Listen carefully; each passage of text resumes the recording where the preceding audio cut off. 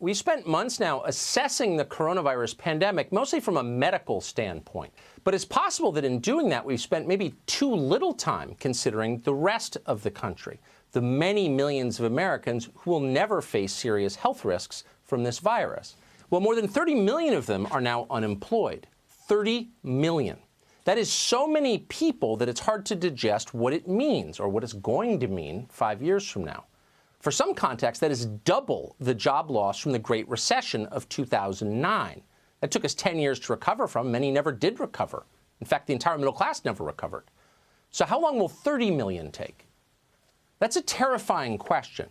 In fact, it's too scary for many of our leaders to consider. It implicates their judgments, their policies. So they're determined to ignore that question, and they're even more determined that you ignore it too. How many times in the last week have you clicked on a video a friend sent, only to discover it has been deleted by YouTube, Google, because it criticized the people in charge?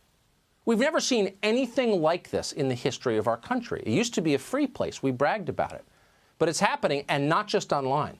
The police commissioner of New York announced this week that political protests have been banned in America's biggest city. How long have they been banned? Well, for as long as his boss, Bill de Blasio, says they're banned. As the commissioner explained, that's the law now. Quote, "These are laws that have been passed down through executive order." Yeah, got that? Passed through executive order. But wait, by definition, executive orders aren't passed. No legislature signs off on them. They're ordered. That's why they're orders. Whatever. Details. Shut up. Shut up in your face. You'd think some civil libertarian judge somewhere would do something about all of this. They're always inventing new rights for illegal aliens, usually the right to free stuff at your expense, or a lot of those. Maybe we could get some of those rights too. But no, you're just an American. Do what you're told. Shelley Luther just learned that lesson in the hardest way. Luther owns a salon in the city of Dallas. In March, she closed her business. The government told her to. She lost all of her income when she shut it down because that's what our leaders demanded. And then she waited. Time! And she waited. Time! And she waited. Time! And a month later, her business was still closed, and she was out of money. Finally, she decided she had no choice. Her back was against a wall. So on April 24th, she reopened her salon. The government warned her not to do that. They sent her a citation. She did it anyway. Dallas salon owner Shelley Luther vowing to remain open in defiance of state orders, tearing up a citation she received. I could be used as an example, or they'll go away, or I don't know. I'm not going to shut down. The government took notice. They wanted her to be an example too, but in a very different way.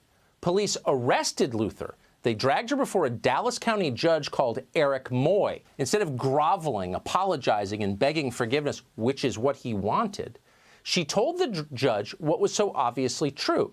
For people who don't have salaries that are guaranteed by taxpayers, this lockdown, as it continues, has been a catastrophe. I have to disagree with you, sir, when you say that I'm selfish, because feeding my kids is not selfish.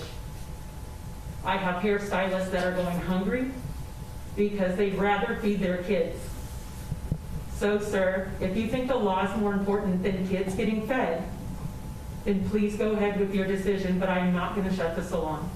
Moy was unmoved by this. He's not worried about feeding his kids. He went to Harvard Law School.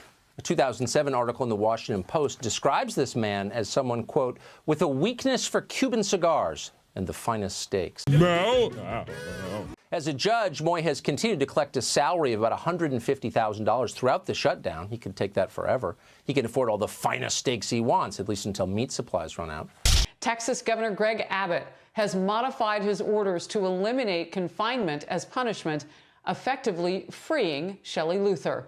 State Attorney General Ken Paxton tweeted this: "The Supreme Court of Texas has ordered Shelley Luther to be released from Dallas County Jail!" Exclamation point. Meanwhile, and this is the best part, actual criminals are going free. 3 weeks ago, the city of Dallas began releasing more than 1,000 inmates from the county jail. Some were in for serious felonies. Authorities said they had no choice. They had to save the inmates from the virus.